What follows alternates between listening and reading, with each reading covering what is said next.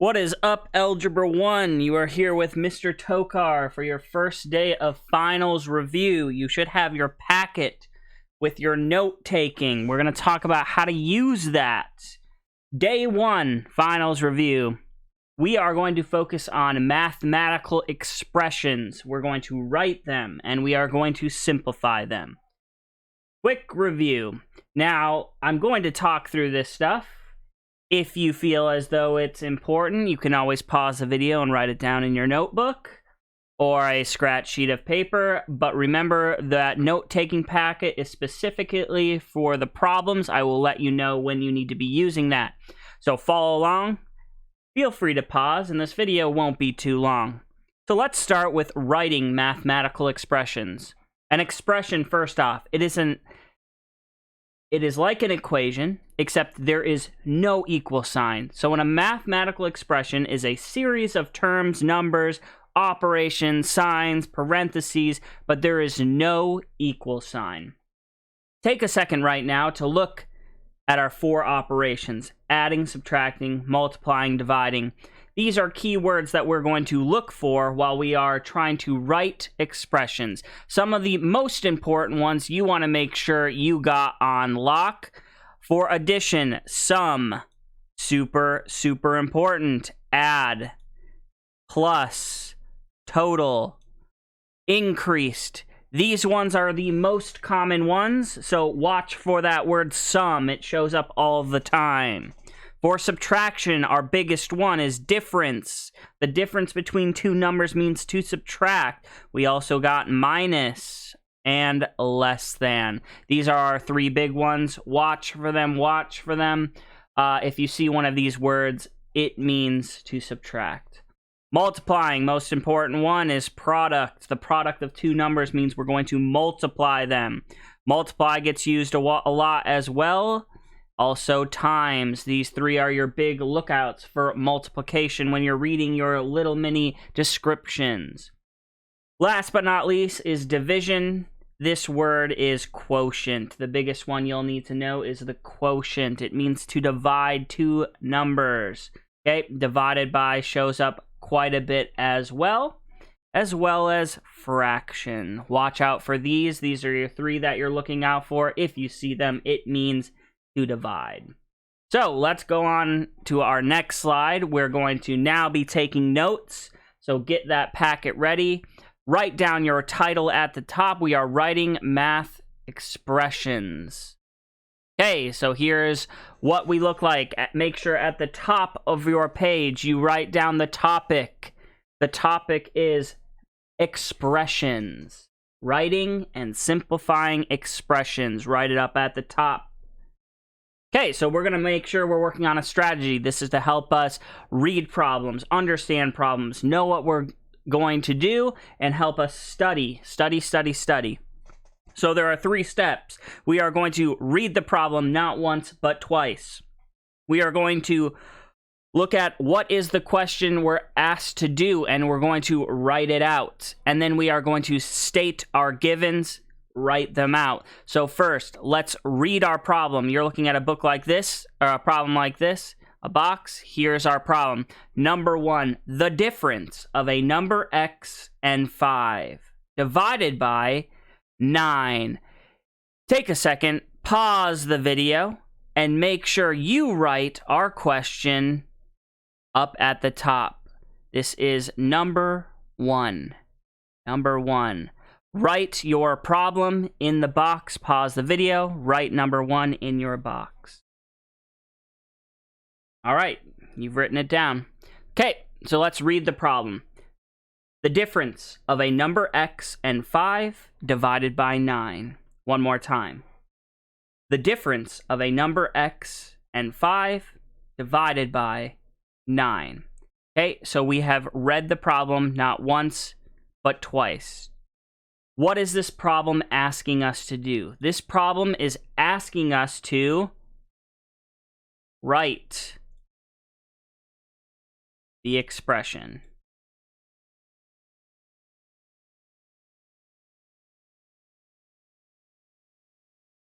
We're going to write the expression. Okay, we want to write down the mathematical expression represented in these words.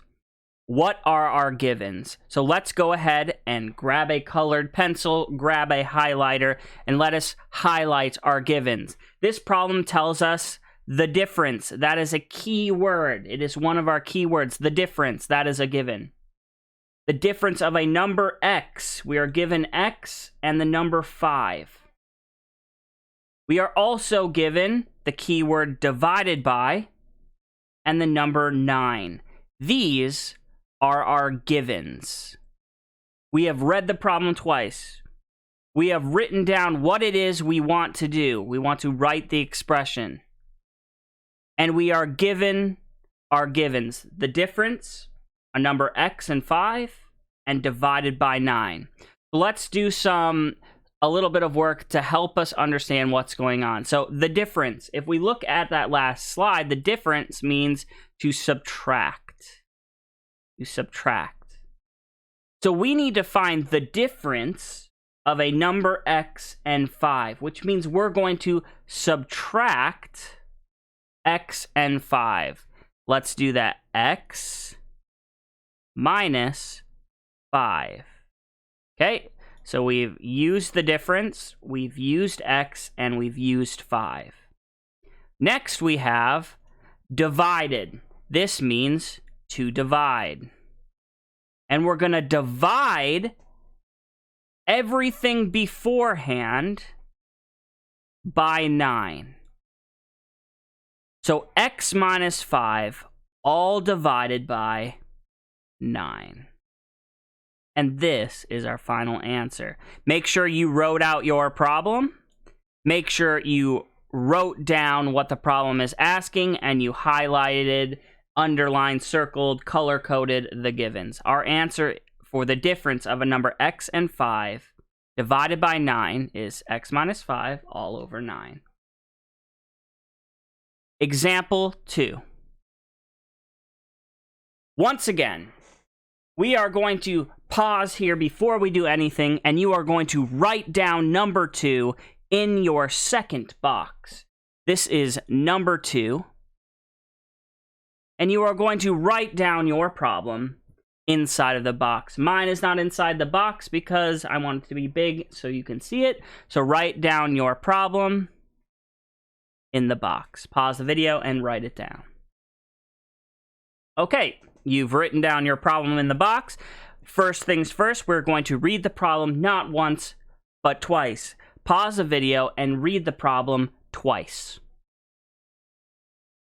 All right, you've read the problem twice. Anna baked 3 batches of cookies per batch.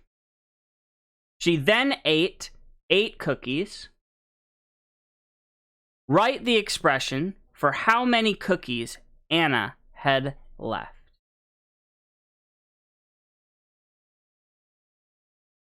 Okay. One more time, let's read it. It looks like I have a little baby typo. This should see batches of C cookies per batch. Anna baked 3 batches of C cookies per batch. Okay, so we have read the problem twice. Let's check that off. What are we asking? What is being asked? We are being asked to write the expression. So let's write that down. We are asked to write the expression.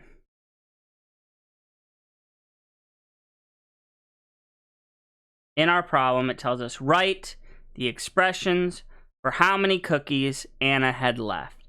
This part of our problem is what are we being asked to do? We are asked to write the expression, which means the rest of the problem is talking about our givens. So what are we given? Well, we are given that Anna baked 3 batches of C cookies per batch. She then ate 8 cookies. These are our givens. Every word that isn't highlighted is kind of like an extra word. It's not going to tell us anything about our expression. So let's go ahead and do this step by step. So first, We check off, we got our givens down. And now let's answer our question. Let's write the expression. 3 batches of C cookies per batch. If you go ahead and look, per means to multiply. Per means to multiply. 3 batches per C cookies. So let's multiply 3 and C. So we have 3 times C.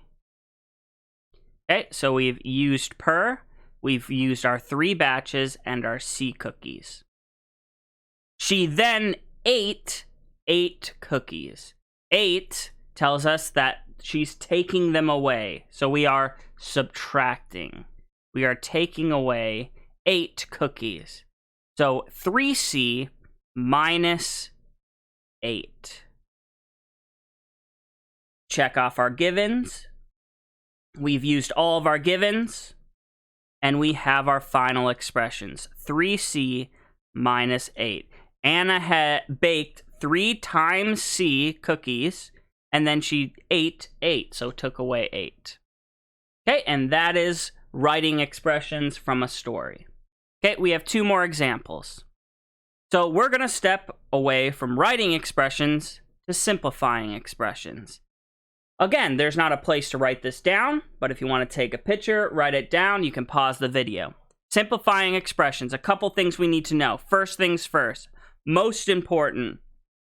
When you simplify an expression, you could create an equivalent or equal expression. It's exactly the same, it's just smaller and more compact. We need to be very, very careful that we are only combining like terms. Like terms are little variables and numbers, and we can only put together or subtract ones that are exactly the same. Okay, we can only add or subtract terms that have the same variables. Multiplying and dividing, we don't have to follow this rule. This is only for adding and subtracting. Second, the distributive property. The distributive property happens whenever we have a number, any number, let's say 3 or -3, a number that is touching parentheses. You can see right here, -3 is touching the parenthesis. There is nothing in between. So if we put some numbers in here, this -3 is going to get distributed, which means to multiply, to everything on the inside. If there's something in between this -3 in parentheses, then it is not the -3 that gets distributed. Whatever is touching the parentheses. Couple other things, make sure you're careful with negative signs. Like here, a lot of students like to multiply 3. They forget that this is a -3. Or they forget that this 4 is actually a -4. So be very careful and mindful of your negative signs. Okay, last but not least, order of operations. Remember PEMDAS. This means we always start with parentheses, exponents, multiply, divide, left to right, and then add and subtract last. So let's go ahead and do one. Okay, so here's our problem. You are on your third box. You're going to write down number 3. Number 3. You are going to write down simplify 2 times x plus 4 minus 3 times 2x minus 1. So pause the video and write that down. All right, you've written it down. Let's read the problem. Simplify 2 times x plus 4 minus 3 times 2x minus 1. Pause the video, read it again. All right, you've read it twice. What are we being asked to do? We are asking, our verb is to simplify. We are asked to simplify the expression. Simplify the expression. Make sure you're writing out what it is you're being asked to do. Simplify the expression. What are we given? Well, we are given the expression that we want to simplify. This is what we're given. This is what we want to simplify. Now that we've done our preparation, steps 1, 2, and 3, we're ready to simplify. So we have 2 times x plus 4 minus 3 times 2x minus 1. Okay, we always want to start by checking to see if we have any distributive property. I see the distributive property twice. I see a 2 that touches parentheses, and I see a -3 that also touches parentheses. Because these numbers are touching the parentheses, nothing is in between, that means I need to distribute, which means we're going to multiply by everything inside. 2 gets multiplied twice to the x and to the 4. And very careful with our negatives. This is -3 gets multiplied twice to both things on the inside.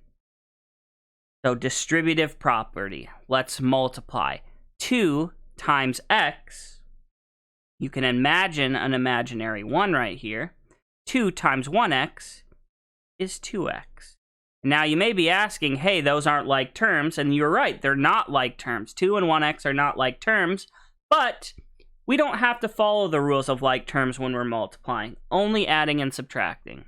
And then 2 times a positive 4 is a positive 8. Let's do the same thing with -3. Remember, we're being very careful. This is a -3. Multiply. -3 times 2x is -6x. So I'm going to write minus or -6x. And then lastly, -3 times, extra careful, this is a -1. -3 times -1 is a positive, so plus 3. Distributive property is done. If you want to give yourself a note, this is the distributive property. After the distributive property, it is time to combine like terms. So we have no more multiplication, no division to take care of. So we're going to start adding together our like terms. So like terms have exactly the same variable. So if I look at 2x, my other like term is -6x. These both have an x, which means they can be combined. I also have an 8 and a 3. These both are regular old naked numbers. They have no variables. They can be combined. So let's combine our like terms, which means let's add them. So in our calculator, we're going to add 2x plus -6x, and we get -4x. We're going to add together our other like terms. Feel free to check these off. We have done these two. 8 plus 3 is 11. Plus 11. Check, check. This was combining like terms. CLT. Now I'm just going to check. These aren't like terms. There's nothing else I can do in this problem, so we are done. All right. One more example. Last box. This is number 4. Write down number 4 in your last box on that front page. And let's start by writing down our problem. So write down your problem in box number 4. Go ahead, pause the video and get that done. All right, so we've written down the problem. We are going to read it twice. So pause the video and read your problem twice. All right, you've read the problem twice, and now it is time to do our 3 preparation steps. Okay, so we've read the problem twice. Simplify. 0.6 times 3 minus 2x minus 0.4 times 1.5x plus 2. We have read it. What are we asked to do? We are asked to simplify. This is our verb. We are asked to simplify the expression. Write down what we're asked to do. Simplify the expression.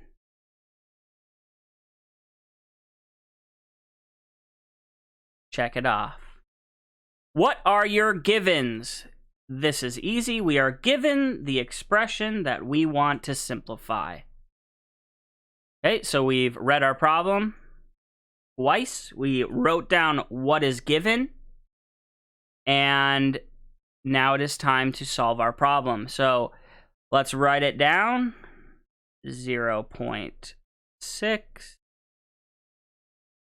3 minus 2x minus 0.4 times 1.5x plus 2. All right. First thing I'm going to check for is the distributive property. Take a look at your problem. If you see it, underline it. I see distributive property not just once, but twice.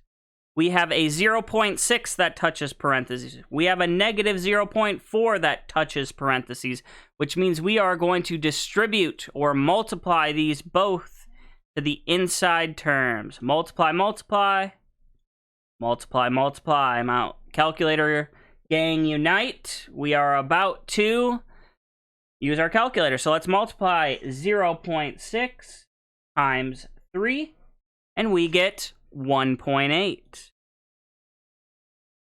We're going to be very careful because we know this is a negative 2x, so we multiply 0.6 times negative 2, and we get negative 1.2x. First distributive property done. Be extra careful on our second one because this is a negative 0.4. So let's start multiplying. Negative 0.4 times 1.5 ends up with negative or minus 0.6x. Don't forget your variables. Don't forget your negatives. One more time. Negative 0.4 times 2. So we type it in. Negative 0.4 times 2 gives us negative 0.8. Our distributive property is all done. And now it is time to check and combine like terms. So if I go ahead and look at this problem, I'm going to look for what two things or more than two things have the same variables. I see negative 1.2x and I see a negative 0.6x. Look at how I highlight the sign in front so I know if it's a positive or a negative number. These are like terms. We also have 1.8 and negative 0.8. These are naked numbers. They can also be combined. Okay, so let's go ahead and add together our like terms.